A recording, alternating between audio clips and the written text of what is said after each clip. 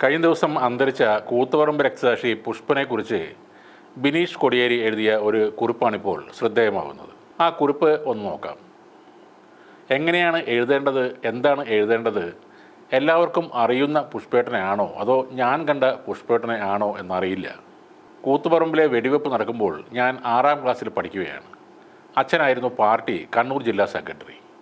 വെടിവെപ്പ് നടന്നു കഴിഞ്ഞിട്ട് വലിയ രീതിയിലുള്ള സംഘർഷം നടന്നതിന് ശേഷം നടന്ന ജാഥയിലാണ് എൻ്റെ രാഷ്ട്രീയ ജീവിതത്തിലെ ആദ്യത്തെ പ്രതിഷേധ പ്രകടനം നടക്കുന്നത്. അന്ന് പുഷ്പേട്ടനെക്കുറിച്ച് എനിക്ക് കാര്യമായി അറിയില്ലായിരുന്നു. ആകെ അറിയാമായിരുന്നത് എൻ്റെ നാട്ടുകാരനായ രക്തസാക്ഷി സഖാവ് മധുവേട്ടനെ മാത്രമായിരുന്നു. അതിനുശേഷം അച്ഛൻ്റെ സംസാരങ്ങളിൽ നിന്നുമാണ് വെടിയേറ്റ പുഷ്പേട്ടനെക്കുറിച്ച് കൂടുതൽ അറിയുന്നത്. പിന്നീട് പുഷ്പേട്ടനെക്കുറിച്ച് കേട്ടത് സഖാവ് മാമൻ വാസുവേട്ടനിലൂടെയാണ്. മാമൻ വാസുവേട്ടനായിരുന്നു ആദ്യകാലത്ത് പുഷ്പേട്ടനെ പരിചരിച്ചിരുന്നത്. വാസുവേട്ടനായിരുന്നു പുഷ്പേട്ടൻ്റെ കാര്യങ്ങൾ എല്ലാം നോക്കിയതും. ഒരു നിയോഗം പോലെ തന്നെ സഖാവ് മാമൻ വാസു തന്നെയാണ് കൂത്തുപറമ്പ് രക്തസാക്ഷി മന്ദിരത്തിന് മുൻപിലായി സഖാവ് പുഷ്പന് ഇപ്പോൾ ചിത ഒരുക്കിയതും. പുഷ്പേട്ടനെക്കുറിച്ച് കൂടുതൽ വിവരങ്ങൾ അച്ഛനോടാണ് ചോദിച്ച് മനസ്സിലാക്കിയത്. സഖാവിന് നട്ടെല്ലിന് വെടിയേറ്റെന്നും അതുകൊണ്ട് ചലനമറ്റ് കിടക്കുന്ന രീതിയിലായിരിക്കും ഇനിയുള്ള ജീവിതം എന്ന് പറയുമ്പോഴും ആ കാലത്ത് വല്ലാത്ത വിഷമത്തോടെയാണ് അച്ഛൻ പുഷ്പേട്ടനെക്കുറിച്ച് പറയാറുള്ളത്. അച്ഛന് അത്രയ്ക്ക് സ്നേഹവും കരുതലുമായിരുന്നു പുഷ്പേട്ടനോട്. ഏതൊക്കെ ഡോക്ടർമാരോട് സംസാരിക്കാൻ അവസരം കിട്ടിയാലും ഒരു കാര്യമായി പുഷ്പേട്ടൻ്റെ കാര്യം ചോദിക്കാറുണ്ട്. ഏറ്റവും അവസാനം അമേരിക്കയിൽ ചികിത്സക്ക് പോയപ്പോൾ അവിടെയും അന്വേഷിച്ചിരുന്നു. തിരിച്ചു വന്ന് സംസാരിച്ചപ്പോൾ പുഷ്പേട്ടൻ്റെ കാര്യം പറഞ്ഞു. അമേരിക്കയിൽ ഞാൻ ഡോക്ടർമാരോട് ചോദിച്ചപ്പോൾ അവിടെയും ഒന്നും ചെയ്യുവാൻ സാധിക്കില്ല എന്നാണ് പറഞ്ഞത്. അച്ഛൻ്റെ രോഗം ഏറ്റവും മൂർച്ഛിച്ച അവസ്ഥയിലും പുഷ്പേട്ടനെക്കുറിച്ച് കരുതൽ ഉണ്ടായിരുന്നു അദ്ദേഹത്തിന്. വിദ്യാഭ്യാസ കാലത്ത് മുഴുവൻ സമയ പ്രവർത്തകനായി നിൽക്കുന്ന അവസരത്തിലാണ് നാട്ടിൽ വരുമ്പോഴൊക്കെ പുഷ്പേട്ടനെ കണ്ടു തുടങ്ങിയത്. പിന്നീട് ആ കാണൽ എന്നുള്ളത് സ്ഥിരമായി മാറുകയാണ് ഉണ്ടായത്. കൂത്തുപറമ്പ് വെടിവെപ്പ് കഴിഞ്ഞ് കുറച്ച് വർഷങ്ങൾ കഴിഞ്ഞ് ചില മുഖ്യധാര മാധ്യമങ്ങൾ പുഷ്പേട്ടനെ കാണാൻ ചെന്നു. എന്നിട്ട് ചോദിച്ച ഒരു ചോദ്യം നിരാശ തോന്നുന്നുണ്ടോ എന്നാണ്. അതിന് പുഷ്പേട്ടൻ്റെ മറുപടി ഇല്ല എന്ന് മാത്രമല്ല, പൊരുതാനല്ലെങ്കിൽ പിന്നെന്തിനാണ് യുവത്വം എന്നാണ്.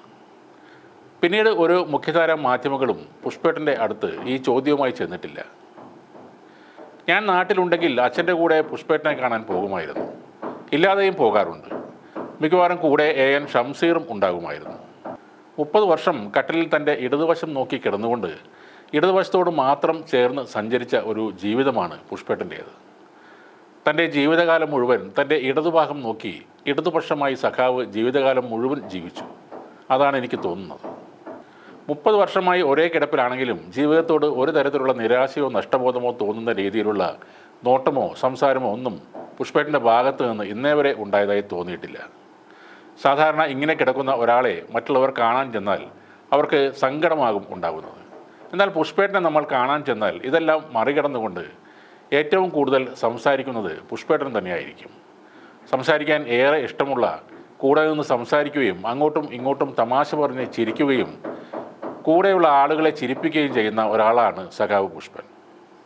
എല്ലാ രാഷ്ട്രീയ സംഭവവികാസങ്ങളെക്കുറിച്ചും വളരെ കൃത്യമായ അപ്ഡേഷനുള്ള ആളായിരുന്നു പുഷ്പേട്ടൻ.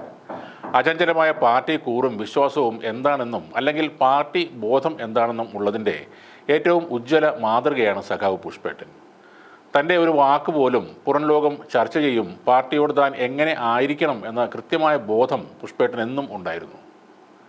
ഒരു വാക്കുകൊണ്ട് പോലും അല്ലെങ്കിൽ ഒരു നോട്ടം കൊണ്ട് പോലും അദ്ദേഹത്തിൻ്റെ ഭാഗത്തു നിന്നും പാർട്ടിക്കെതിരായ ഒന്നും ഇതുവരെ ഉണ്ടായിട്ടില്ല. ആ രക്തസാക്ഷി എത്ര മഹത്തരമായിട്ടാണ് നമ്മുടെ ഇടയിൽ ജീവിച്ചത് എന്ന് നമ്മൾ മനസ്സിലാക്കണം.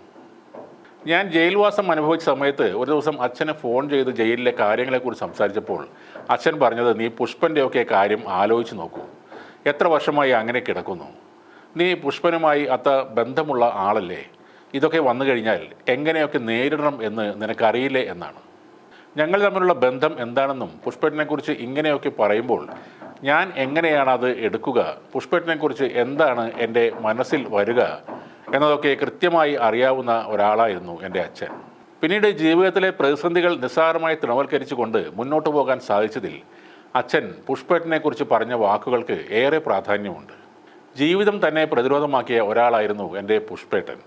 ആ മാതൃക മറഞ്ഞു പോകുമ്പോൾ അതിൻ്റെ വേദന ഉൾക്കൊള്ളാവുന്നതിലും അധികമാണ്. എല്ലാ തരത്തിലും നഷ്ടങ്ങളുടെ മാസമായി കൂടി ഈ സെപ്റ്റംബർ മാറുകയാണ്. ഇനി എപ്പോൾ കോടിയേരി വന്നു കഴിഞ്ഞാലും കാണാൻ പോകുന്ന ആ വഴി എത്രത്തോളം നീളുമോ എന്നെനിക്കറിയില്ല. ചിത മുന്നിൽ നിന്ന് ഇപ്പോഴും കത്തുകയാണ്. ചിതയോട് പോലും പുഷ്പേട്ടൻ പ്രതിരോധിക്കുന്നുവോ എന്ന് തോന്നിപ്പോകുന്നു. പുഷ്പേട്ടൻ ഇല്ലാത്ത ആ വീട്ടിലേക്ക് ഇനി പോകുവാൻ പറ്റുമോ എന്നെനിക്കറിയില്ല. പക്ഷേ പുഷ്പേട്ടൻ ജീവിതത്തിൽ ഉടനീളം എൻ്റെ കൂടെ തന്നെ സഞ്ചരിക്കും എന്നുള്ളതിൽ എനിക്ക് തെല്ലും സംശയമില്ല. അത്രമാത്രം പുഷ്പേട്ടനുമായി ഇഴുകിച്ചേർന്ന ജീവിതത്തിൽ ഒരു ജീവിതം എൻ്റേതു കൂടിയാണ് എന്നെനിക്ക് പറഞ്ഞു വെക്കാൻ പറ്റും. അത്രയും വൈകാരികമായി വിഷമത്തോടെ ഉള്ളുപിടഞ്ഞുകൊണ്ട് സഹനത്തിൻ്റെ മഹാസൂര്യൻ എൻ്റെ പുഷ്പേട്ടനെ മനസ്സിൽ നിന്ന് വിട പറയുന്നില്ല. ജീവനുള്ള കാലത്തോളം എൻ്റെ ഉള്ളിൽ ജീവിക്കും. ഇത്രയും പറഞ്ഞുകൊണ്ടാണ് ബിനീഷ് കോടിയേരി ആ പോസ്റ്റ് അവസാനിപ്പിക്കുന്നത്. ആ പോസ്റ്റിന് മറുപടിയായി അന്തരിച്ച നേതാവ് സഖാവ് കോടിയേരി ബാലകൃഷ്ണനെയും ചിലർ പരാമർശിക്കുന്നുണ്ട്. ബിനീഷിൻ്റെ അച്ഛനെ ഓർക്കുന്നു.